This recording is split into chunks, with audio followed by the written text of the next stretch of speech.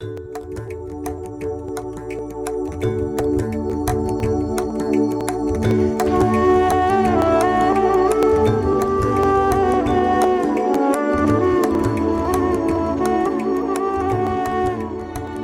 જેમ જગત આગળ વધતું જાય છે તેમ તેમ રોજબરોજ જીવનની સમસ્યા વધુને વધુ ઊંડી તથા વધુને વધુ વિશાળ બનતી જાય છે. અતિ પ્રાચીન કાળમાં જ્યારે વેદાંતના સત્યની પ્રથમ શોધ થઈ ત્યારથી જ તેના મૂળ મંત્ર અને સારસમી સમગ્ર જીવનની અખંડિતતાનો ઉપદેશ આપવામાં આવ્યો છે. આ વિશ્વમાહેનો એક અણુ પણ સમસ્ત વિશ્વને પોતાની સાથે ખેંચ્યા વિના ખસી શકે નહીં. સમગ્ર વિશ્વ પાછળ ખેંચાય નહીં ત્યાં સુધી કશી પ્રગતિ થઈ શકે નહીં. વળી એ હકીકત પણ રોજબરોજ વધુ સ્પષ્ટ થતી જાય છે કે કોઈ પણ સમસ્યાનું નિરાકરણ જાતિ અગર રાષ્ટ્રની સંકુચિત ભૂમિકા ઉપર કદી ન થઈ શકે. પ્રત્યેક ભાવનાએ વિસ્તૃત થઈને સમગ્ર વિશ્વને આવરી લેવાનું છે. પ્રત્યેક આકાંક્ષાએ વિશાળતા ધારણ કરતા કરતા સમસ્ત માનવ જાતને સમાવી લેવાની છે. અરે પોતાના ક્ષેત્રમાં સમસ્ત પ્રાણી સૃષ્ટિને આવરી લેવાની છે. છેલ્લી થોડીક સદીઓ થયા આપણો દેશ ભૂતકાળમાં હતો તેવો રહ્યો નથી. તેનો ખુલાસો આમાંથી મળી રહેશે.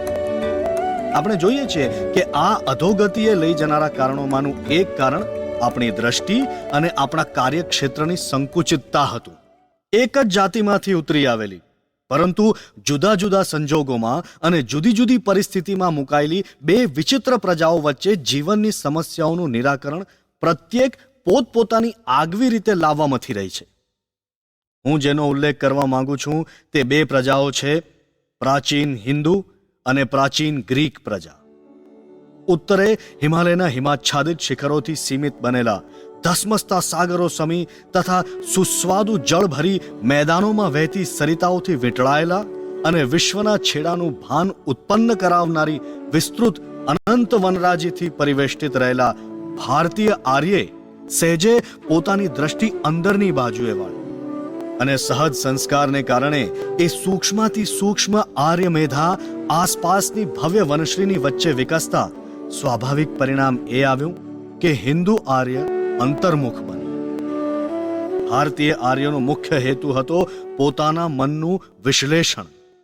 બીજી બાજુ ગ્રીક પ્રજા પૃથ્વીના એવા વિભાગમાં આવી પડી કે જ્યાં ગ્રીક દ્વીપ સમૂહના રમણીય ટાપુઓ ભવ્ય કરતા વધુ સુંદર, ચારે બાજુએ ઉદાર પ્રકૃતિથી સભર ભર્યા હોવા છતાં સાદા હોવાથી તેનું મન સ્વાભાવિક રીતે જ બહારની બાજુએ ગયું. બાહ્ય જગતનું પરિશોધન પૃથક્કરણ કરવા તરફ વળ્યું. આવી પરિસ્થિતિને પરિણામે આપણે જોઈએ છીએ કે ભારતમાં વિશ્લેષણાત્મક વિજ્ઞાનો ઉદય પામ્યા જ્યારે ગ્રીસમાં સામાન્યીકરણાત્મક વિજ્ઞાનો આવ્યા. ભારતીય માનસ પોતાની આગવી દિશામાં આગળ વધ્યું અને અતિ અદ્ભુત પરિણામો એણે જગત સમક્ષ લાવી મૂક્યા. આજે પણ હિન્દુઓની તર્ક કરવાની તાકાત અને ભારતીય મગજમાં પડેલી જબરદસ્ત શક્તિની તોલે કોઈ આવી શકે તેમ નથી. આપણે સૌ જાણીએ છીએ કે બીજા કોઈ પણ દેશના યુવાનો સામેની હરીફાઈમાં આપણા દેશના યુવાનો હંમેશા જીતે છે.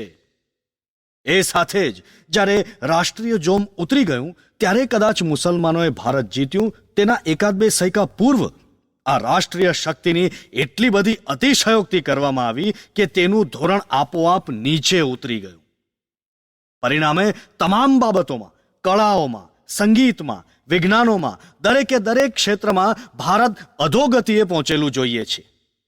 કળાના ક્ષેત્રમાં ઉચ્ચ કલ્પના રહી નહીં, ભાવનાની ભવ્યતા અને આકૃતિની સપ્રમાણતા જળવાઈ રહી નહીં, પરંતુ આલંકારિક અને ફૂલવાળી ભાતો વિકસાવવા પૂરતો પ્રચંડ પ્રયત્ન ઊભો થયો. પ્રજાની મૌલિકતા જાણે કે ગુમ થઈ ગઈ હોય તેવું દેખાવા લાગ્યું. સંગીતના ક્ષેત્રમાં પ્રાચીન સંસ્કૃત સંગીતના આત્માને જાગૃત કરે એવી ભાવનાઓ રહી નહીં. પ્રત્યેક સૂર જાણે કે પોતાનું સ્વરૂપ જાળવી રાખીને અદ્ભુત સ્વર સંમેલન ઉત્પન્ન કરવાને બદલે પોતાનું વ્યક્તિત્વ ગુમાવી બેઠો હતો. આજનું સઘળું સંગીત સુરોનો એક શંભુ મેળો, વળાંકોનો ગૂંચવાઈ ગયેલો એક સમૂહ માત્ર છે. સંગીતમાં આવેલી અધોગતિનું એ ચિહ્ન છે. તેવી રીતે જો તમે તમારી આદર્શોની, ભાવનાઓનું પૃથક્કરણ કરશો તો તમને આલંકારિક રચનાઓ માટે પ્રયત્ન અને મૌલિકતાનો અભાવ જણાઈ આવશે. અને તમારા આગલા પ્રદેશ સમા ધર્મમાં પણ અતિ ભયંકર અધપાતો પ્રવેશેલા જોશો. જે પ્રજા પાણીનો પ્યાલો જમણે હાથે પકડીને પીવો કે ડાબે હાથે, એની મહત્વભરી સમસ્યાઓની ચર્ચામાં સદીઓની સદીઓ સુધી મશગુલ રહે, એ પ્રજા પાસેથી તમે શી આશા રાખી શકો? દેશના મોટામાં મોટા વિચારકો સેંકડો વર્ષો થયા રસોડા વિશે ચર્ચા ચલાવ્યા કરતા હોય, તમે મને અડી જશો કે હું તમને અડી જઈશ, તેની તથા એ સ્પર્શના પાપનું પ્રાયશ્ચિત શું એની સદીઓ સુધી ચર્ચા ચલાવ્યા કરતા હોય, એથી વધુ બીજો કયો અધપાત હોઈ શકે?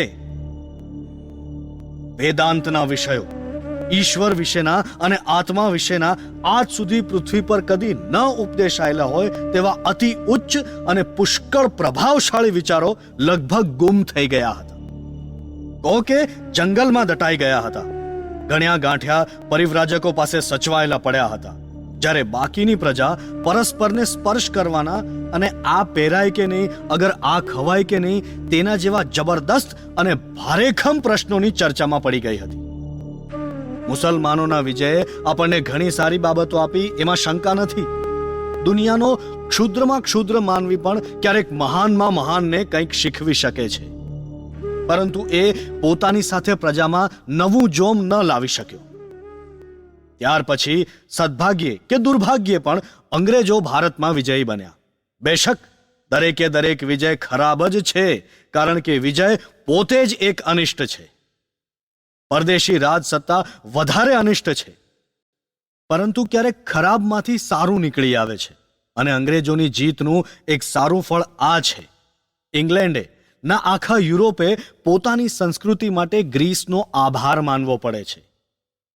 યુરોપની દરેક વસ્તુમાં ગ્રીસનો પ્રભાવ દેખાય છે. એકે એક ઇમારત, ફર્નિચરની એકે એક ચીજ ગ્રીસની છાપવાળી છે. યુરોપીય કળા અને વિજ્ઞાન કેવળ ગ્રીસમાંથી જ ઉતરી આવેલા છે. આજે પ્રાચીન ગ્રીક અને પ્રાચીન હિન્દુનું ભારતની ભૂમિ પર મિલન થાય છે. આવી રીતે ધીરે ધીરે અને શાંતિપૂર્વક પ્રગતિની પ્રક્રિયા શરૂ થઈ છે. જીવન દ્રષ્ટિની જે વિશાળતા, જે ચેતના અને પુનરુત્થાનની જે ચળવળ આપણે ચારે કોર દેખાઈ રહી છે, તે બધાને જાગૃત કરનાર આ પરિબળો છે.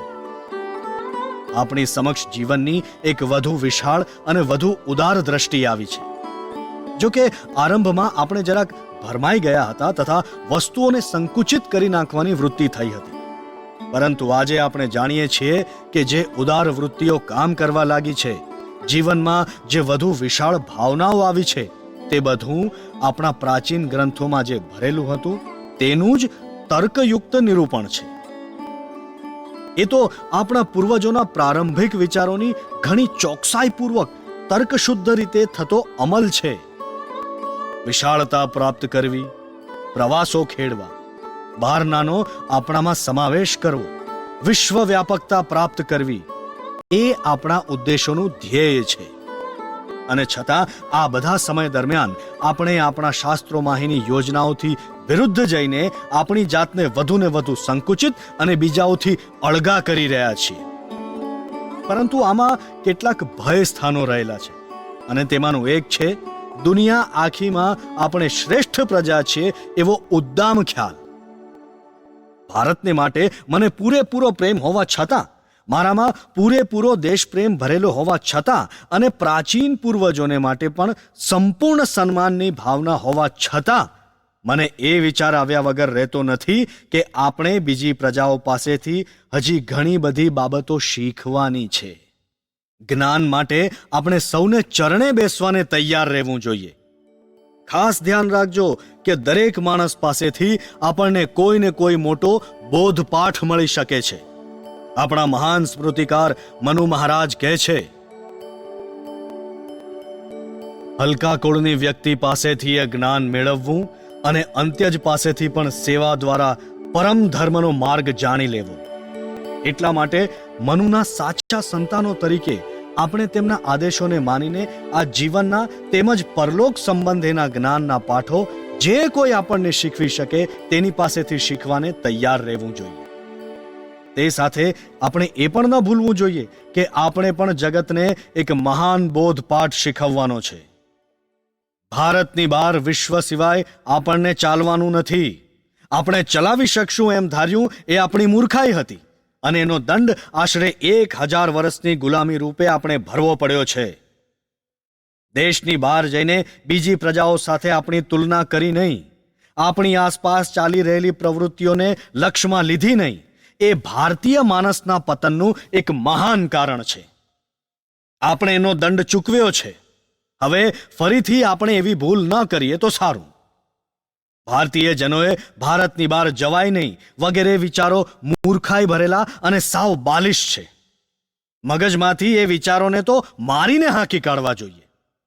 તમે દેશની બહાર વધારે પ્રવાસ કરીને જગતની પ્રજાઓ સાથે જેમ વધુ હળો મળો તેમ તમારે માટે અને તમારા દેશ માટે વધુ સારું છે. છેલ્લા સેંકડો વર્ષોથી જો તમે એમ કરતા રહ્યા હોત તો આજની પેઠે ભારત પર રાજ કરવા ઈચ્છતી દરેક પ્રજાના પગ પાસે તમારે આળોટવું ન પડત. પ્રાણ શક્તિનું પ્રથમ દ્રશ્ય પરિણામ છે વિસ્તાર. જો તમારે જીવવું હોય તો તમારે વિસ્તૃત બનવું જોઈએ. જે ઘડીએ તમે વિસ્તૃત થતા બંધ પડ્યા તે ઘડીએ જ તમારું મૃત્યુ આવ્યું સમજો. ભય સામે જ ઊભો છે એમ જાણો. મારા અમેરિકા અને યુરોપના પ્રવાસનો તમે પ્રેમપૂર્વક ઉલ્લેખ કર્યો છે, પણ મારે ગયા વિના છૂટકો જ ન હતો, કારણ કે રાષ્ટ્રીય જીવનના પુનરુત્થાનની પહેલી નિશાની છે વિસ્તાર. આ રાષ્ટ્રીય જીવનના પુનરુત્થાને અંદરથી થઈ રહેલા વિસ્તારે મને બહાર ધકેલી દીધો, અને એ રીતે હજુ હજારો ધકેલાવાના છે. મારા શબ્દો નોંધી રાખજો કે જો આ પ્રજા જીવતી રહેશે તો એમ જ થવાનું છે. અર્થાત આ પ્રશ્ન રાષ્ટ્રીય જીવનના પુનરુત્થાનની મોટામાં મોટી નિશાની છે, અને એવા વિસ્તાર દ્વારા બાહ્ય જગતને માનવ જ્ઞાન ભંડારમાં આપણા તરફના નૈવેદ્યનો હિસ્સો, વિશ્વમાં ચાલી રહેલી સર્વસાધારણ ઉત્ક્રાંતિમાં આપણો ફાળો પહોંચી રહ્યો છે. વળી આ કંઈ નવી બાબત નથી. તમારામાંથી જેઓ એમ ધારતા હોય કે સર્વ યુગોમાં હિન્દુઓ પોતાના દેશની 4 દિવાલો વચ્ચે જ ગોંધાઈ રહેલા છે, તો તેઓ ભીંત ભૂલે છે. જો તમે એમ ધારતા હો તો તમે પ્રજાનો ઇતિહાસ સાચી રીતે વાંચ્યો નથી. પ્રાચીન ગ્રંથોનો અભ્યાસ તમે કર્યો નથી. દરેક પ્રજાએ જીવતા રહેવા માટે કંઈક આપવું જ જોઈએ. જો તમે જીવન આપો તો જીવન મળશે. જ્યારે તમને કંઈક મળે ત્યારે તમારે સામાને કંઈક આપીને એનું ઋણ ચૂકવવું જોઈએ. અને આપણે આટલા હજારો વર્ષ થયા જીવતા રહ્યા છીએ એ તો દીવા જેવું ચોખ્ખું છે. અર્થાત એ હકીકતનો ખુલાસો એ છે કે અજ્ઞાની લોકો ગમે તેમ માનતા હોય તો પણ દુનિયાને આપણે સદા સર્વદા કંઈક આપતા જ આવ્યા છીએ. પરંતુ ભારતની ભેટ ધર્મની અને ફિલસૂફીની, જ્ઞાનની અને આધ્યાત્મિકતાની છે. ધર્મને પોતાનો રસ્તો સાફ કરવા માટે લશ્કરની ટુકડીઓ મોકલવાની જરૂર રહેતી નથી. જ્ઞાન અને ફિલસૂફીને રક્તના પૂરમાં તરબોળ બનીને જવાની જરૂર નથી હોતી. જ્ઞાન અને ફિલસૂફી રક્ત નીકળતા માનવ શરીરો ઉપર થઈને કૂચ નથી કરતા. જ્ઞાન અને ફિલસૂફી હિંસાની સાથે કૂચ નથી કરતા, પરંતુ શાંતિ અને પ્રેમની પાંખો પર બેસીને આવે છે. અને કાયમ એમ જ બનતું આવ્યું છે. એ કારણસર આપણે કંઈક આપવું પડ્યું હતું. લંડનમાં એક જુવાન બાઈએ મને પૂછ્યું, તમે હિન્દુઓએ શું કર્યું છે? તમે કદી એક પણ પ્રજાને જીતી નથી. બહાદુર, શૂરવીર, ક્ષત્રિય ખવાસની અંગ્રેજ પ્રજાની દ્રષ્ટિએ એ સાચું છે કે માણસ બીજા ઉપર વિજય મેળવે એ તેની મોટામાં મોટી કીર્તિ છે. તેના દ્રષ્ટિબિંદુથી એ સાચું છે, પરંતુ આપણા દ્રષ્ટિબિંદુ પ્રમાણે એ સાવ ઉલટું છે. જો હું મારી જાતને પૂછું કે ભારતની મહત્તાનું કારણ શું છે, તો હું તરત ઉત્તર આપું કે આપણે કદી બીજાને જીત્યા નથી, તે જ આપણો મહિમા છે. આપણો ધર્મ બીજા ઉપર કદી વિજય મેળવવા ઈચ્છતો નથી. એ કારણસર તેની નિંદા તમે રોજે રોજ સાંભળી રહ્યા છો. અને ક્યારેક તો મારે દિલગીરી સાથે કહેવું પડે છે કે સારા સમજદાર માણસો પણ એમ જ બોલે છે.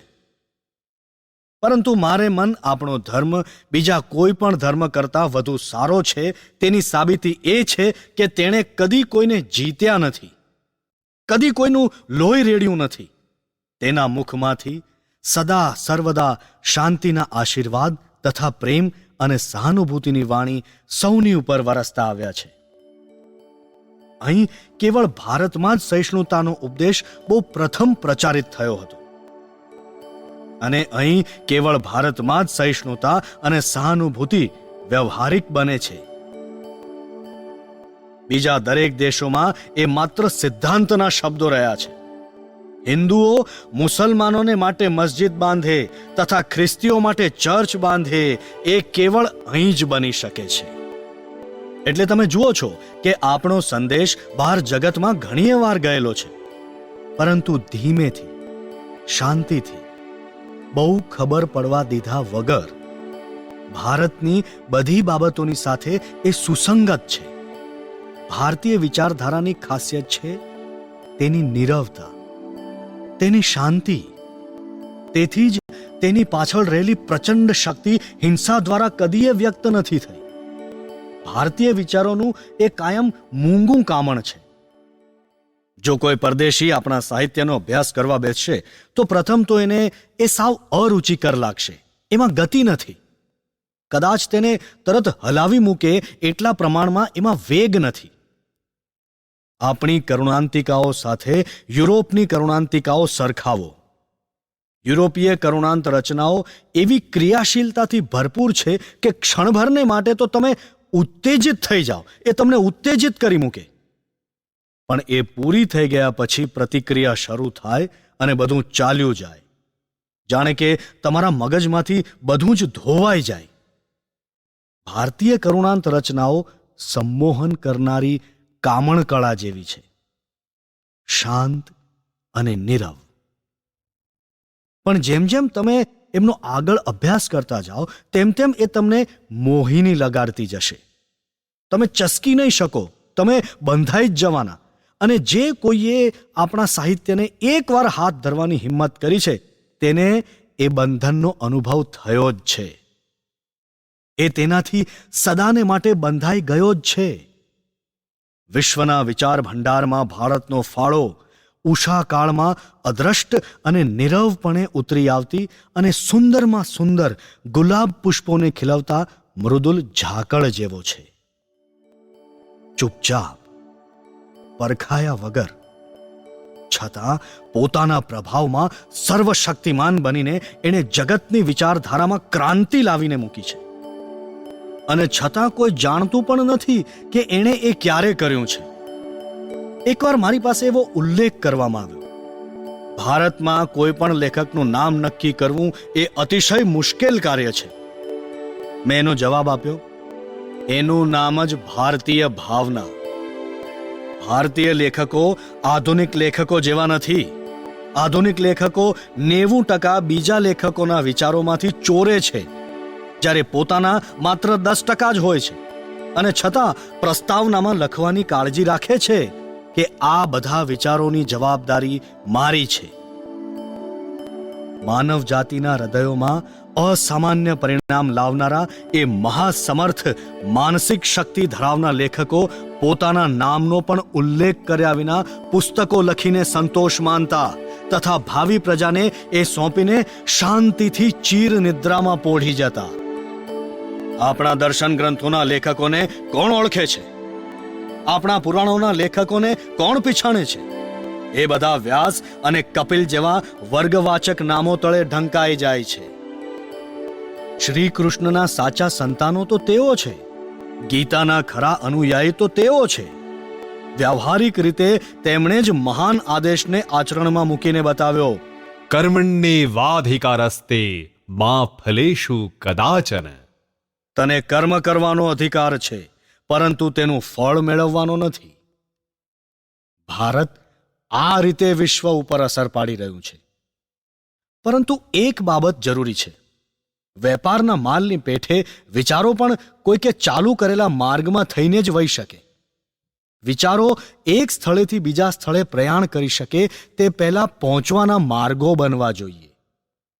અને જગતના ઇતિહાસમાં જ્યારે જ્યારે એક વિજયી પ્રજા નીકળી આવી છે અને દુનિયાના જુદા જુદા વિભાગોમાં તેણે સાંકળી લીધા છે, ત્યારે ત્યારે એ માર્ગો દ્વારા ભારતની વિચારધારા વહેવા લાગી છે. અને એ રીતે દરેક પ્રજાની શિરાઓમાં તેણે પ્રવેશ કર્યો છે. રોજબરોજ એવા પ્રમાણો એકઠા થતા આવે છે કે બૌદ્ધોની ઉત્પત્તિ થઈ તેની પહેલા જ ભારતીય વિચારધારા વિશ્વભરમાં પ્રવેશી ચૂકી હતી. બૌદ્ધ ધર્મની પૂર્વે જ ચીન, ઈરાન અને પૂર્વ દ્વીપ સમૂહના ટાપુઓમાં વેદાંત પ્રવેશી ચૂક્યું હતું. ફરીથી જ્યારે ગ્રીક લોકોની મહામેધાએ પૂર્વની દુનિયાના જુદા જુદા વિભાગોને સાંકળી લીધા હતા, ત્યારે ભારતીય વિચારધારા ત્યાં જઈ પહોંચી હતી. અને પોતાની સંસ્કૃતિની બહુ બડાઈ મારનારો ખ્રિસ્તી સંપ્રદાય ભારતીય વિચારધારામાં નાનામાં નાના ટુકડાઓનો સંગ્રહ માત્ર છે. બૌદ્ધ ધર્મની મહત્તા ગમે તેટલી હોય, પણ એ આપણા ધર્મનું બળવાખોર બાળક છે. અને ખ્રિસ્તી ધર્મ તો ઘણા જ થીંગડાવાળી આપણા ધર્મની નકલ છે. હવે આવું એક કલ્પનાચક્ર ફરી આવી પહોંચ્યું છે. ઇંગ્લેન્ડની જબરદસ્ત શક્તિએ દુનિયાના જુદા જુદા ભાગોને એક સાથે સાંકળી લીધા છે. ઇંગ્લેન્ડે કરેલા માર્ગો રોમના માર્ગોની પેઠે માત્ર જમીન માર્ગે સંચરીને જ સંતોષ નથી માનતા. તેમણે ચારેય દિશાઓમાં દરિયો પણ ખેડી નાખ્યો છે. એક મહાસાગરથી બીજા મહાસાગર સુધી ઇંગ્લેન્ડના રસ્તાઓ દોડ્યા જાય છે. દુનિયાનો દરેક ભાગ બીજા બધા ભાગો સાથે સંકળાઈ ગયો છે. વળી એક નવા સંદેશવાહક તરીકે વીજળી અદ્ભુતમાં અદ્ભુત ભાગ ભજવી રહી છે. આ બધા સંજોગોમાં આપણે જોઈએ છીએ કે ભારતનું ફરી પાછું પુનરુત્થાન થવા લાગ્યું છે અને જગતની સંસ્કૃતિ તથા વિકાસમાં પોતાનો ફાળો આપવા માટે તૈયાર થઈ ગયું છે. એને પરિણામે જાણે કે પ્રકૃતિએ ધકેલ્યો હોય તેમ અમેરિકા અને ઇંગ્લેન્ડમાં પ્રચાર કરવા મારે જવું પડ્યું. આપણે દરેકે સમજી લેવું જોઈતું હતું કે સમય આવી પહોંચ્યો છે. સર્વ કંઈ સાનુકૂળ દેખાય છે અને ભારતની દાર્શનિક તથા આધ્યાત્મિક વિચારધારાએ ફરી એકવાર જગતમાં ઘૂમી વળી વિજય પ્રાપ્ત કરવો જોઈએ. એટલા માટે આપણી સમક્ષ પડેલી સમસ્યાનું પ્રમાણ દિવસે દિવસે વધતું જાય છે. આપણે માત્ર આપણા દેશનું જ પુનરુત્થાન કરીને બેસી રહેવાનું નથી. એ તો નાની બાબત છે. હું તો રહ્યો એક કલ્પનાશીલ માનવી. મારો વિચાર તો એવો છે કે હિન્દુ પ્રજા આખા વિશ્વનો વિજય કરે. જગતમાં મહાન વિજય મેળવનારી પ્રજાઓ થઈ ગઈ છે. આપણે પણ મહાન વિજેતાઓ થયા છીએ. આપણા વિજયની ગાથાને ધર્મ અને આધ્યાત્મિકતાના વિજયની ગાથા તરીકે ભારતના પેલા મહાન સમ્રાટ અશોકે વર્ણવી છે. ફરી એકવાર ભારતે વિશ્વનો વિજય કરવો જ જોઈએ. આ મારા જીવનનું સ્વપ્ન છે અને હું ઈચ્છું છું કે આજે અહીં મને સાંભળી રહેલા તમો દરેકે દરેકના મનમાં એ સ્વપ્ન હોય અને જ્યાં સુધી તમે એ સ્વપ્નને સફળ ન કરો ત્યાં સુધી અટકો નહીં. લોકો તો તમને રોજ કહેવાના છે કે આપણે પ્રથમ આપણા ઘર સંભાળીને અને પછી બહાર કામ કરવા જઈએ. પણ હું તમને સાફ શબ્દોમાં કહું છું કે જ્યારે તમે બીજાને માટે કામ કરો ત્યારે જ તમારું કામ સૌથી ઉત્તમ રીતે થાય છે. તમારા પોતા માટેનું સર્વોત્તમ કાર્ય તમે ત્યારે કર્યું કહેવાય જ્યારે તમે દરિયા પારના દેશોમાં જઈને ત્યાંની પરદેશી ભાષાઓમાં તમારા વિચારોનો પ્રચાર કરવાનો પ્રયાસ કરીને બીજાઓને માટે કાર્ય કર્યું હોય. અને આ સભા પોતે જ પ્રમાણરૂપ છે કે તમારા વિચારોથી બીજા દેશોને પ્રકાશ આપવાનો પ્રયત્ન તમારા પોતાના દેશને કેવી સહાય કરે છે. જો મેં મારા વિચારો માત્ર ભારત પૂરતા જ ગોંધી રાખ્યા હોત તો મારા ઇંગ્લેન્ડ અને અમેરિકા જવાથી આ દેશમાં જે અસર પડી છે તેના ચોથા ભાગની અસર અહીં ન પડી હોત. આપણી સમક્ષ આ મહાન આદર્શ છે અને દરેકે ભારત દ્વારા વિશ્વનો વિજય કરવા માટે તૈયાર થવાનું છે. એનાથી જરાય ઓછું નહીં. આપણે સૌએ આને માટે કમર કસવાની છે, તનતોડ પ્રયાસ કરવાના છે. ભલે પરદેશીઓ આવીને તેમના લશ્કરોથી દેશને ભરી દે, કુછ પરવા નહીં. ઓ ભારત, તું ખડો થઈ જા અને તારી આધ્યાત્મિકતાથી વિશ્વ પર વિજય મેળવ. યાદ રાખો, સૌ પ્રથમ આ ભૂમિ પર કરાયેલી ઘોષણા મુજબ પ્રેમ ધિક્કારને જીતવાનો જ છે. ધિક્કાર પોતાને જ જીતી ન શકે. જડવાદ અને તેનાથી ઉત્પન્ન થતા સર્વ દુઃખો જડવાદથી જીતી શકાય જ નહીં. લશ્કરો જ્યારે બીજા લશ્કરોને જીતવાનો પ્રયત્ન કરે છે ત્યારે ફક્ત એ સંખ્યામાં જ વધે છે અને માણસોને માણસો મિટાવી પશુ બનાવે છે. આધ્યાત્મિકતાએ પશ્ચિમ પર વિજય મેળવવો જ જોઈએ. ધીમે ધીમે તેમને ખબર પડતી જાય છે કે રાષ્ટ્ર તરીકે જીવતા રહેવા માટે તેમને આ આધ્યાત્મિકતાની જરૂર છે. એ લોકો એની રાહ જુએ છે, એને માટે આતુર છે. એ જરૂરિયાત ક્યાંથી પુરાવાની છે? ભારતના મહાન ઋષિઓના સંદેશાઓ લઈને દુનિયાના દરેકે દરેક દેશમાં જવા તૈયાર હોય એવા માણસો ક્યાં છે? આ સંદેશો જગતને ખૂણે ખૂણે પહોંચી જાય એટલા સારું સર્વસ્વનો ભોગ આપનારા યુવાનો ક્યાં છે? સત્યના પ્રચારમાં સહાય કરવા સારું આવા વીર આત્માઓની આવશ્યકતા છે. વેદાંતના મહાન સત્યોનો પ્રચાર કરવામાં સહાયરૂપ થવા સારું પરદેશ જવા માટે આવા વીર કાર્યકરોની જરૂર છે. જગત એ માગી રહ્યું છે. એ વિના દુનિયાનો નાશ થઈ જશે.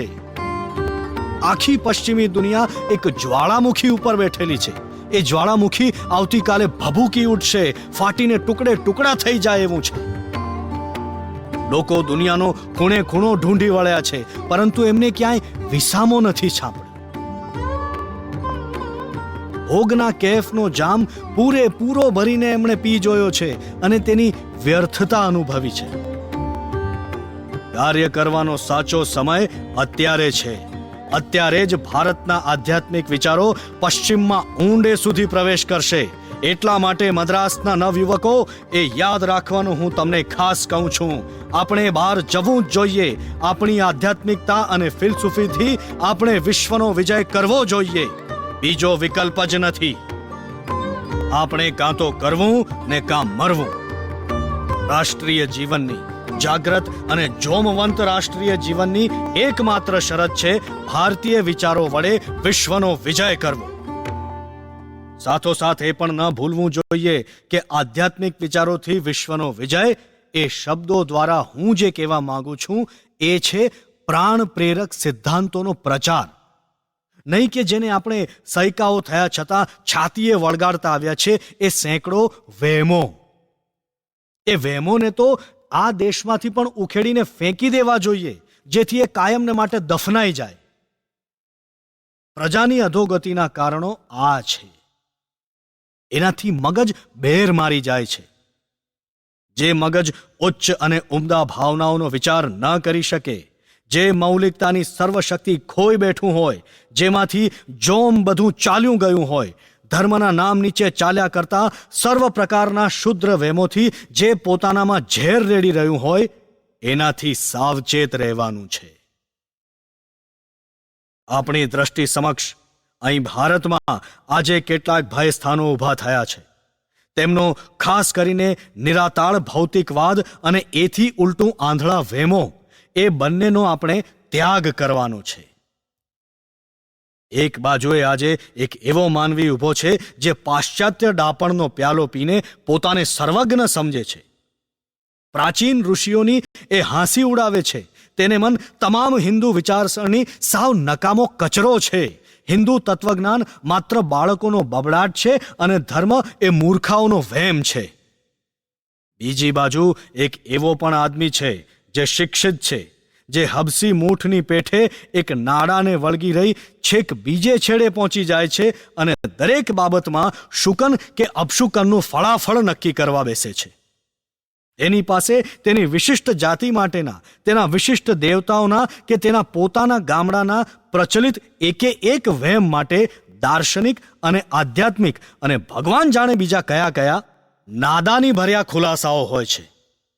તેને મન ગામડાનો પ્રચલિત એકે એક વહેમ વેદ વાક્ય છે અને એ માને છે કે એને અમલમાં મૂકવા ઉપર રાષ્ટ્રીય જીવન અવલંબે છે. એનાથી તમારે સાવચેત રહેવાનું છે.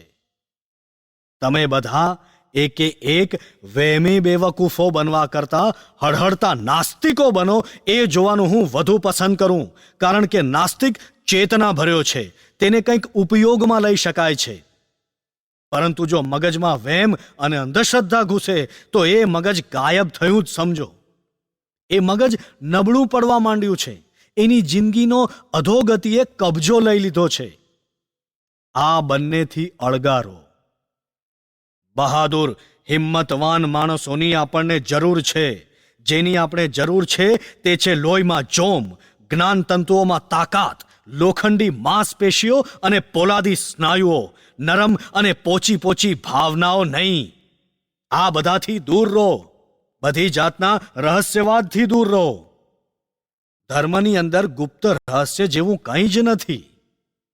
વેદાંતમાં કે વેદોમાં, સંહિતાઓમાં કે પુરાણોમાં કશીએ ગુપ્તતા છે ખરી? પ્રાચીન કાળના ઋષિઓએ પોતાના ધર્મનો પ્રચાર કરવા માટે ગુપ્ત મંડળો સ્થાપ્યા હતા ખરા? પોતાના ભવ્ય સત્યોને માનવજાત સમક્ષ લાવવા માટે તેમણે કરેલ હાથ ચાલાકીની કરામતોના ઉપયોગની નોંધ કોઈ ઠેકાણે પડી છે ખરી? ચમત્કારોની ઘેલછા અને વહેમીપણું એ હંમેશા મુર્દાલપણાના ચિહ્નો છે. આ બધી અધઃપાત અને મોતની નિશાનીઓ છે. એટલા માટે એમનાથી સાવચેત રહો. સમર્થ બનો અને તમારા પોતાના પગ પર ખડા રહો. મહાન તત્વો આપણી પાસે પડેલા છે. અતિ અદ્ભુત બાબતો પડી છે. પ્રકૃતિ વિશેના આપણા ખ્યાલોની દ્રષ્ટિએ એને આપણે અલૌકિક ભલે કહીએ, પરંતુ આમાંની એક પણ બાબત રહસ્યપૂર્ણ નથી. આ દેશની ધરતી પર કદી પણ એવો ઉપદેશ આપવામાં નથી આવ્યો કે ધર્મના સત્યો ગુપ્ત રહસ્યો છે, યા તો હિમાલયની શીતળ ટોચ પર બેઠેલી ગુપ્ત મંડળીઓની ખાનગી મિલકત છે. હું હિમાલયમાં ગયો છું. તમે ત્યાં નથી ગયા. તમારા ઘર બહારથી એ સેંકડો માઇલ દૂર છે. પણ હું તો સંન્યાસી છું અને છેલ્લા 14 વર્ષથી પગે ચાલીને પરિભ્રમણ કર્યા કરું છું. આ ગુપ્ત મંડળીઓનું ક્યાંય અસ્તિત્વ નથી. આવા વહેમોની પાછળ દોડાદોડ કરો નહીં. એના કરતાં તો તમે નરાતાળ નાસ્તિક થાઓ એ તમારે માટે અને પ્રજાને માટે વધુ સારું છે, કારણ કે તેથી તમારામાં તાકાત આવશે. પરંતુ આ ગુપ્ત મંડળો તો અધઃપાત અને મોતનું કારણ છે. લ્યાનત છે માનવ જાતને કે શક્તિશાળી મનુષ્યો આવા વહેમોમાં પોતાનો સમય બગાડે છે. દુનિયાના સડેલામાં સડેલા વહેમોના ખુલાસા આપવા સારું રૂપકો ઉપજાવી કાઢવામાં પોતાના સમયનો વ્યર્થ વ્યય કરે છે. બહાદુર બનો. દરેક બાબતને એવી રીતે સમજાવવાનો પ્રયાસ ન કરો. ખરી હકીકત એ છે કે આપણામાં કેટલાય વહેમો પડ્યા છે. આપણા સમાજના દેહ ઉપર ઘણા કાળા ડાઘા અને ઘણા ચાંદા પડી ગયા છે. એ બધાનો નસ્તર મૂકીને કાપી કાઢીને આપણે નાશ કરવાનો છે. બેશક એમાંથી કોઈ આપણા ધર્મનો, આપણા રાષ્ટ્રીય જીવનનો, આપણી આધ્યાત્મિકતાનો નાશ કરે એમ નથી. ધર્મનો એકે એક સિદ્ધાંત સહી સલામત છે, અને આ કાળા ધાબા જેમ વહેલા કાઢી નાખવામાં આવશે તેમ ધર્મના સિદ્ધાંતો વધુ સારી રીતે અને વધુ પ્રભાવ સાથે ઝબકી ઉઠશે. તમે એમને વળગી રહો. તમે સાંભળ્યું હશે કે દરેક ધર્મ દુનિયાનો વિશ્વવ્યાપી ધર્મ હોવાનો દાવો કરે છે. પ્રથમ તો હું તમને એ કહી દઉં કે આવું કદી બનવાનું જ નથી. પરંતુ જો એવો દાવો કરી શકે એવો કોઈ પણ ધર્મ હોય તો તે આપણો જ ધર્મ છે, બીજો કોઈ નહીં. બીજો દરેક ધર્મ કોઈ વ્યક્તિ કે વ્યક્તિઓ ઉપર આધાર રાખે છે. બીજા બધા ધર્મો જેને ઐતિહાસિક કહેવાય એવા એક માનવીની જિંદગીની આસપાસ રચાયેલા હોય છે, અને જેને તેઓ ધર્મનું બળ ગણે છે એ જ ખરી રીતે તેની નબળાઈ છે. જે ક્ષણે એ માણસ ઐતિહાસિક વ્યક્તિ નથી એવું સાબિત કરો, તે ક્ષણે એ આખી રચના કડડભૂસ કરતી જમીનદોસ્ત થઈ જાય. આ મહાન ધર્મ સંસ્થાપકના અડધા જીવન ચરિત્રોના તો ખોટા ઠરાવીને ટુકડા કરી નાખવામાં આવ્યા છે, અને બાકીના અડધા વિશે ઘણી ગંભીર શંકાઓ ઊભી થાય છે. આમ હોવાથી જે સત્યોનું પ્રમાણ કેવળ એ વ્યક્તિના શબ્દો ઉપર અવલંબતું હોય તે તો હવામાં જ ગાયબ થઈ જાય છે.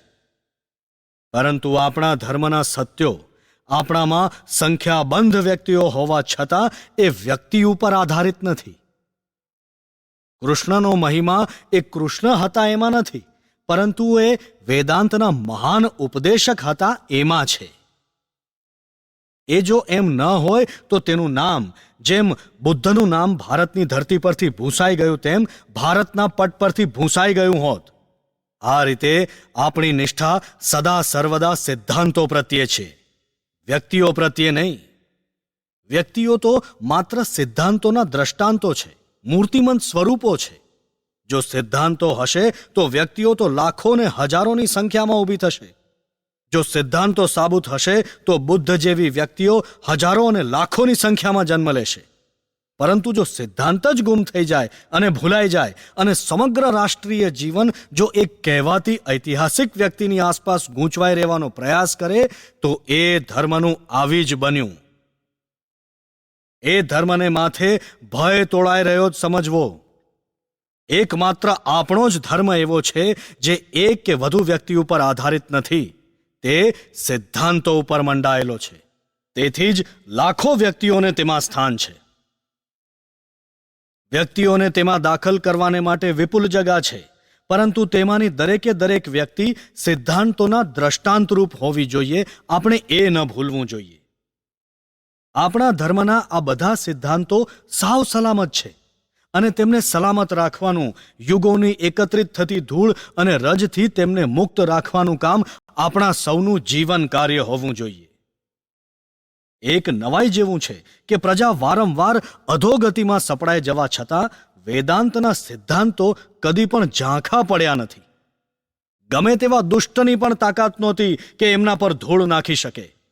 આપણા શાસ્ત્રો દુનિયા આખીમાં ઉત્તમોત્તમ રીતે સચવાઈ રહેલા શાસ્ત્રો છે.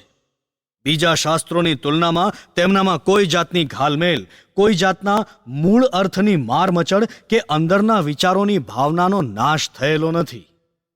પહેલા હતા તેવા જ એ જેમના તેમ જળવાઈ રહ્યા છે અને ધ્યેય તરફ, આદર્શ પ્રતિ માનવ મનને દોરવણી આપી રહ્યા છે. તમે જોશો કે આ શાસ્ત્રો પર જુદા જુદા ટીકાકારોએ ભાષ્યો લખ્યા છે. મહાન આચાર્યોએ તેનો ઉપદેશ આપ્યો છે અને તેના આધાર પર જુદા જુદા સંપ્રદાયો સ્થપાયેલા છે. તમે જોશો કે વેદના આ ગ્રંથમાં ઉપલક દ્રષ્ટિએ પરસ્પર વિરોધી લાગતા વિવિધ પ્રકારના વિચારો રહેલા છે. કેટલાક ગ્રંથ વિભાગો સંપૂર્ણ રીતે દ્વૈતવાદી છે, બીજા સંપૂર્ણપણે અદ્વૈતવાદી છે. દ્વૈતવાદી ટીકાકાર વધુ સારું ન સમજવાને લીધે અદ્વૈતવાદી વાક્યોના માથા જ ભાંગી નાખવાની ઈચ્છા રાખે છે. ઉપદેશકો અને પુરોહિતોએ એ વાક્યોને દ્વૈતમત તરફી અર્થમાં જ ઘટાડવા માંગે છે. અદ્વૈતવાદી ટીકાકાર પણ દ્વૈતવાદી વાક્યોની એવી જ ગતિ કરે છે. આ કંઈ વેદોનો દોષ નથી. સમગ્ર વેદ દ્વૈતવાદી છે એમ સિદ્ધ કરવાનો પ્રયત્ન કરવો એ જેમ મૂર્ખાઈ ભરેલું છે, તેમજ સમગ્ર વેદ અદ્વૈતવાદી છે એમ સાબિત કરવાનો પ્રયત્ન કરવો એ પણ તેટલું જ અક્કલ વિનાનું છે. વેદો દ્વૈતવાદી અને અદ્વૈતવાદી બંને છે. આજે નવા વિચારોના પ્રકાશમાં આપણે તેમને વધુ સારી રીતે સમજી શકીશું. આ બધા માત્ર ભિન્ન ભિન્ન વિચારો છે ને તેઓ એવા અંતિમ નિર્ણય દોરી જાય છે કે દ્વૈતવાદી અને અદ્વૈતવાદી વિચારો મનના વિકાસ માટે આવશ્યક છે અને તેથી જ વેદો એનો ઉપદેશ કરે છે. માનવ જાત પ્રત્યે કરુણાથી પ્રેરાઈને વેદો વધુ ઉચ્ચ ધ્યેયે પહોંચવા સારું જુદા જુદા પગથિયા બતાવે છે. વેદો પરસ્પર વિરોધી નથી કે અબુધ બાળકોને ભરમાવવા માટે વપરાયેલા વ્યર્થ શબ્દો પણ નથી. માત્ર બાળકો માટે જ નહીં, પરંતુ ઉંમરે પહોંચેલા અનેક પ્રૌઢોને માટે સુદ્ધા એ આવશ્યક છે. જ્યાં સુધી આપણે દેહ ધારણ કરીએ છીએ અને જ્યાં સુધી આપણે એ દેહ સાથેના તાદાત્મ્યની ભાવનાથી ભરમાયેલા છીએ અને જ્યાં સુધી આપણે 5 ઇન્દ્રિયો છે અને એ દ્વારા બાહ્ય જગતને અનુભવીએ છીએ, ત્યાં સુધી આપણને સગુણ ઈશ્વરની જરૂર છે જ. જો આપણામાં આ બધા વિચારો હોય તો જેમ મહાન રામાનુજાચાર્યએ સાબિત કર્યું છે તેમ ઈશ્વર, પ્રકૃતિ અને જીવ ત્રણેયની ભાવનાનો સ્વીકાર કરવો જ જોઈએ. જો તમે ત્રિકોણના એક ખૂણાનો સ્વીકાર કરો તો તમારે આખા ત્રિકોણનો સ્વીકાર કરવો જ પડે. એ ટાળી શકાય જ નહીં. એટલા માટે જ્યાં સુધી તમે બાહ્ય જગતને જુઓ છો ત્યાં સુધી સગુણ ઈશ્વરને તથા જીવ ભાવને ન માનવો એ નરી મૂર્ખાઈ છે. પરંતુ ઋષિઓના જીવનમાં એવા પ્રસંગો હોઈ શકે છે જ્યારે માનવ મન જાણે કે પોતાની મર્યાદાથી પર જાય, જ્યારે મનુષ્ય પ્રકૃતિથી પણ પર જાય એવા પ્રદેશમાં એ પહોંચે કે જેનું વર્ણન કરતા વેદ કહે છે, યતો વાચો નિવર્તન્તે અપ્રાપ્ય મનસા સહ ન તત્ર ચક્ષુર્ગચ્છતિ ન વાગ્ગચ્છતિ નો મનઃ નાહં મન્યે સુવેદેતિ નો નો વેદતિ વેદ ચ. વાણીને મન જ્યાં પહોંચ્યા વિના પાછા વળે છે ત્યાં દ્રષ્ટિ પહોંચી શકતી નથી, તેમ વાણી કે મન પણ પહોંચી શકતા નથી. અમે કહી શકતા નથી કે અમે તે બ્રહ્મને જાણીએ છીએ, તેને નથી જાણતા તેમ પણ અમે કહી શકતા નથી. એ અવસ્થાએ પહોંચતા માનવ આત્મા બધી મર્યાદાઓ વટાવી જાય છે. ત્યારે અને ત્યારે જ તેનામાં અદ્વૈત ભાવના પ્રગટે છે કે હું અને આખું વિશ્વ એક છે, હું અને બ્રહ્મ એક છે. અને તમને જણાશે કે આ અનુભવે માત્ર જ્ઞાન અને ફિલસૂફીથી જ પહોંચાય છે એમ નહીં, પરંતુ એના અમુક અંશો પ્રેમની શક્તિથી પણ પમાય છે.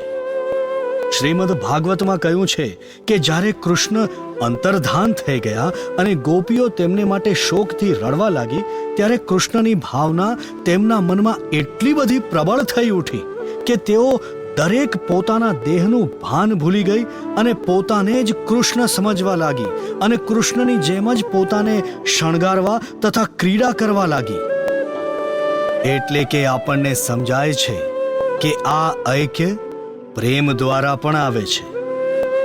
એક પ્રાચીન ઈરાની સૂફી કવિ હતો. તે પોતાની એક કવિતામાં કહે છે, હું પ્રિયતમાને મળવા ગયો અને જોયું તો બારણું બંધ હતું. મેં બારણું ખખડાવ્યું એટલે અંદરથી અવાજ આવ્યો, કોણ છે? મેં કહ્યું, હું છું. બારણું ના ઉઘડ્યું. બીજી વાર હું ગયો અને બારણું ખખડાવ્યું. એ જ અવાજે અંદરથી પૂછ્યું, કોણ છો? મેં કહ્યું, હું અમુક. છતાં બારણું ન ઉઘડ્યું. ત્રીજી વાર જઈને મેં બારણું ખખડાવ્યું અને અંદરથી એ જ પ્રમાણે અવાજ આવ્યો, કોણ છો? મેં કહ્યું, ઓ પ્રિયે, હું તારું પોતાનું જ સ્વરૂપ છું. અને તરત બારણું ઉઘડ્યું. આમ ભૂમિકાઓ અનેક છે અને આપણા સૌના માનવંતા પ્રાચીન ટીકાકારોની વચ્ચે ઝઘડાઓ થયા હોય તો પણ આપણે ઝઘડા કરવાની જરૂર નથી, કારણ કે જ્ઞાનની કોઈ સીમા નથી. પ્રાચીન કે અર્વાચીન કાળના કોઈની આગવી મિલકત હોય એવું કોઈ સર્વજ્ઞપણું નથી.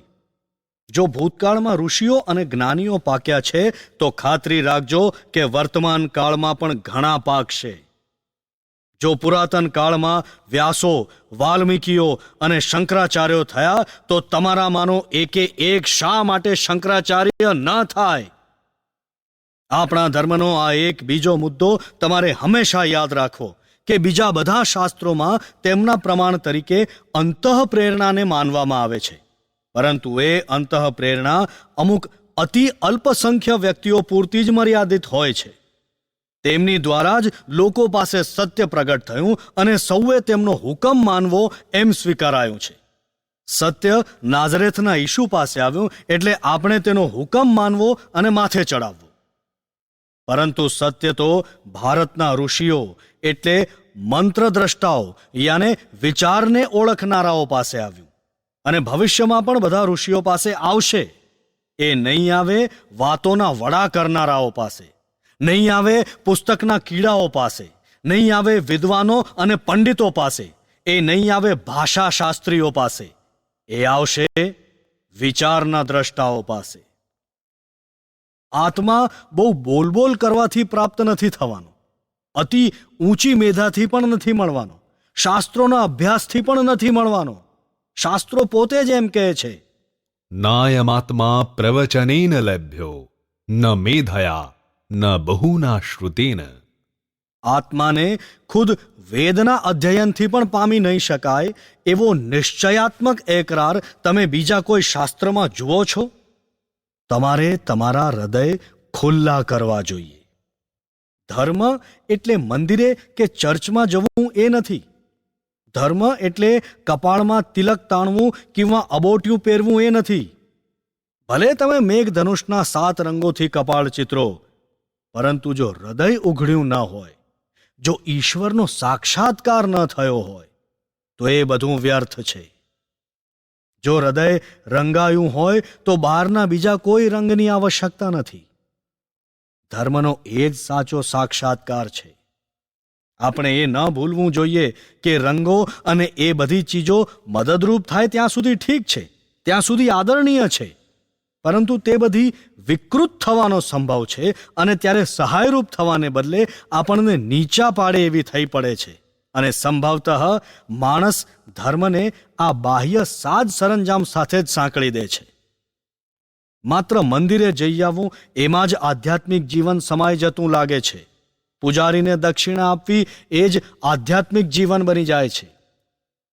આ બાબતો ભય ભરેલી અને નુકસાનકારક છે. એને એકદમ દબાવી દેવી જોઈએ. આપણા શાસ્ત્રો વારંવાર પોકાર પાડીને કહે છે કે કેવળ બાહ્ય ઇન્દ્રિયોનું જ્ઞાન ધર્મ નથી. આપણને જે અવિકારી આત્માનો અનુભવ કરાવે એ જ ધર્મ છે. અને એવો ધર્મ સૌ કોઈને માટે છે જે સર્વાતીત સત્યનો સાક્ષાત્કાર કરે છે, જે પોતાના આત્મામાં આત્માનો સાક્ષાત્કાર કરે છે, જે ઈશ્વરને પ્રત્યક્ષ જુએ છે, એકમાત્ર ઈશ્વરને જ સર્વ કંઈમાં જુએ છે. એ ઋષિપદને પામ્યો છે. તમે ઋષિપદને પહોંચો નહીં ત્યાં સુધી તમારું જીવન ધાર્મિક નથી. તમારા માટે ધર્મની શરૂઆત ત્યારે જ થાય કે જ્યારે તમે ઋષિપદને પામો. તે પહેલાની તો બધી માત્ર પૂર્વ તૈયારી કહેવાય. એ વખતે ધર્મની ઉષા તમારામાં પ્રગટશે. અત્યારે તો તમે માત્ર બુદ્ધિની કસરતો કર્યા કરો છો અને શારીરિક ત્રાસ ભોગવો છો એટલું જ. તેથી આપણે સ્મરણમાં રાખવું જોઈએ કે આપણો ધર્મ સ્પષ્ટ રીતે અને સાફ શબ્દોમાં કહે છે કે જે કોઈએ મુક્તિ મેળવવી હોય તેણે ઋષિપદની ભૂમિકામાંથી પસાર થવાનું છે. તેણે મંત્રદ્રષ્ટા થવાનું જ છે. તેણે ઈશ્વરને જોવો જ જોઈશે. એનું નામ છે મુક્તિ. આપણા શાસ્ત્રોએ ઉપદેશેલો એ નિયમ છે. ત્યાર પછી આપણી પોતાની આંખો વડે શાસ્ત્રો જોવાનું સહેલું થઈ પડે છે. આપણી પોતાની બુદ્ધિથી શાસ્ત્રોનો અર્થ સમજવાનું, આપણે બરાબર શું જોઈએ છે તેનું પૃથક્કરણ કરવાનું અને આપણે પોતાને માટે સત્ય સમજવાનું સહેલું થઈ પડે છે. જે કરવાનું છે તે આ છે. એ સાથે પ્રાચીન ઋષિઓને તેમના કાર્ય માટે આપણે સંપૂર્ણ સન્માન આપવાનું છે. એ પ્રાચીન પુરુષો મહાન હતા. આપણે એથી વધુ મહાન થવાનું છે. ભૂતકાળમાં તેમણે મહાન કાર્ય કર્યું હતું. આપણે એથી વધારે મહાન કાર્ય કરી બતાવવાનું છે. પ્રાચીન ભારતમાં સેંકડો ઋષિઓ હતા. આપણે લાખો થઈશું અને તમારામાંનો દરેક આ બાબતમાં જેટલો વહેલો શ્રદ્ધા રાખે તેટલું ભારતને માટે અને સમગ્ર દુનિયા માટે ભલું છે. જેવી તમારી શ્રદ્ધા તેવા તમે થશો. જો તમે તમને પોતાને ઋષિ માનશો તો ભવિષ્યમાં તમે ઋષિ થશો. તમારી આડે આવે એવું કશું જ નથી. ઉપલક દ્રષ્ટિએ ઝઘડતા અને વિરોધી જણાતા આપણા બધા સંપ્રદાયોની અંદર સામાન્ય રીતે વ્યાપેલો એકમાત્ર સિદ્ધાંત હોય તો એ છે કે સર્વ મહિમા, સર્વ શક્તિ અને સર્વ શુદ્ધિ આત્માની અંદર સ્વભાવથી જ રહેલા છે. માત્ર રામાનુજાચાર્યના મત પ્રમાણે આત્મા ક્યારેક સંકોચ પામે છે તો ક્યારેક વિકાસ પામે છે. અને શંકરાચાર્યના મત પ્રમાણે આત્મા બ્રહ્મમાં પડી જાય છે. આ મતભેદનો કોઈ વાંધો નથી. બધા એક સત્યનો સ્વીકાર કરે છે કે શક્તિ આત્મામાં જ છે. સુપ્ત કે પ્રગટપણે એ ત્યાં જ પડી છે. અને તમે જેટલા વહેલા એમ માનો તેટલું તમારે માટે વધુ લાભદાયક છે. સર્વ શક્તિ તમારી અંદર રહેલી છે. તમે સર્વ કંઈ કરી શકો છો. તમે એમાં શ્રદ્ધા રાખો. તમે એ માનો જ નહીં કે તમે દુર્બળ છો. આપણામાંના ઘણા ખરા આજે માની રહ્યા છે તેમ તમે એમ માનશો જ નહીં કે તમે અર્ધ ગાંડા કે ચક્રમ છો. તમે કોઈની પણ દોરવણી વિના ધારો તે કરી શકો છો. તમારી અંદર જ સર્વ શક્તિ રહેલી છે. જાગો, ઊભા થાઓ અને તમારી અંદર રહેલી દિવ્યતાને પ્રગટાવો.